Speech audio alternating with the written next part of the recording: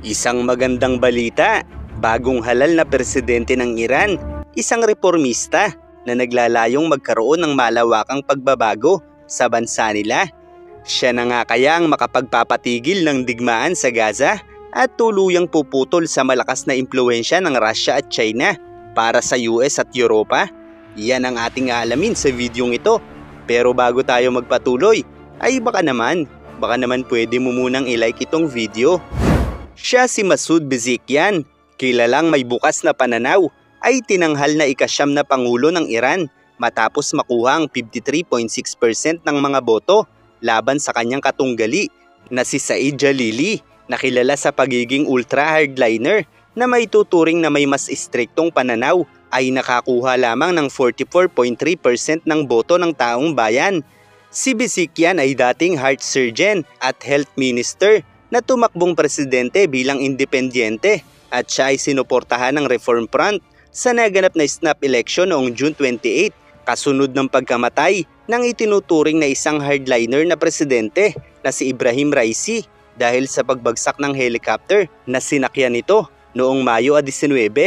Sa kanyang victory speech ay nagpapasalamat ito sa mga mamamayan ng Iran at nangakong magsisilbi siyang boses sa mga walang boses sa bansa at nanawagan ng pagkakaisa para sa panibagong pahina ng Iran na tila ay nagpapahiwatig sa malawakang pagbabago na isusulong ng bagong pangulo. Ang ilan sa kanyang mga pangako ay ang pakikipag-ugnayan sa US upang pahupain ng mga sanksyon sa bansa, kabilang ang pagpapagaan sa mga pagpapatupad ng mandatory headscarf law na sinasabing nagre-resulta sa mga protesta na nagpapahirap sa Islamic Republic. Ang mahigpit na pagpapatupad kasi sa headscarf law ng Iran ay nagbabawal sa hindi pagsusuot ng balabal sa buhok ng mga kababaihan sa labas ng bahay, kung saan ang mga kababaihan ay hindi maaaring makapag-aral, hindi makakakuha ng pasaporte, hindi maaaring gumamit ng mobile phone, hindi maaaring magkaroon ng bank account at hindi maaaring gumamit ng internet.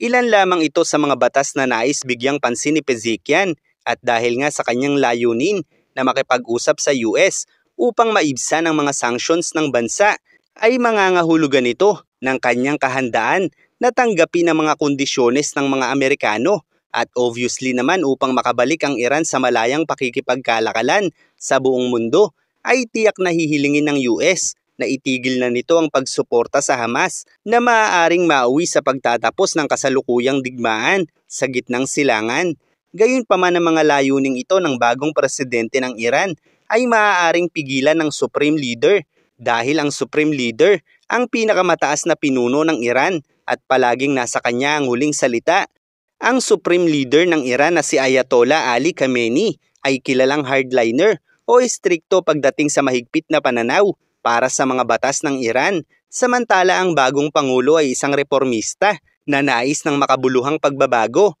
upang maibsan ang paghihirap ng bansa at harapin ang bagong yugto sa layunin ng malayang pag-asenso. At ang isa sa nakikitang paraan ni Pezeshkian upang maging malaya at umunlad ang bansa ay ang pakikipagtulungan nito sa US para sa naudlot na nuclear deal noong 2015, kung saan ang layunin ng nuclear deal na ito na may acronym na JCPOA o Joint Comprehensive Plan of Action ay pigilan ng Iran na makagawa ng nuclear weapons sa pamamagitan ng pagpapalawak ng kanilang nuclear program habang pinapayagan silang magpatuloy sa mga programa para sa pang-ekonomiyang pag-unlad gaya ng paggamit ng nuclear para sa paglikha ng enerhiya at bilang kapalit ay aalisin ng US ang mga sanksyon sa bansa.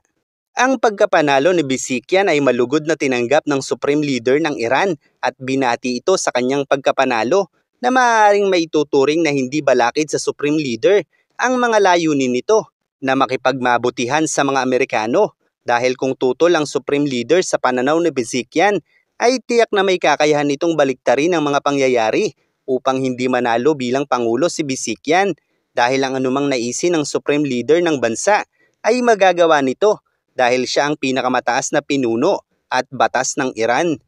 Pero bakit nga ba tila ay sinusuportahan ng Supreme Leader ang pagkapanalo ng isang reformista na tila ay nalilihis sa mga layunin ng Iran sa mahigpit na pananaw nito laban sa Amerika? At ang mga pagbabagong ito ay marahil sa mga kasalukuyang ginagawa ng China at Russia dahil bagamat maituturing na magkakaalyado ang tatlong bansa, ay tila nalalamangan ng China at Russia ang Iran dahil ang China ay patuloy na nag-aangkat ng mas maraming produkto mula sa Russia at mas kumakaunti na lamang ang inaangkat nito mula sa Iran. Bukod pa rito, ang Iran ay sinasabing nagpapadala ng mga Iranian drones para sa Russia laban sa Ukraine. At sa kabila ng tulong na ito ng Iran sa Russia, ay nagpaplano na ngayon ang China at Russia na gumawa ng sariling version ng Iranian drones nila na ipinadadala ng Iran sa Russia. Kaya naman mangangahulugan ito na sa alyansa nilang tatlo ay maaaring mauwi sa kawalan ng silbi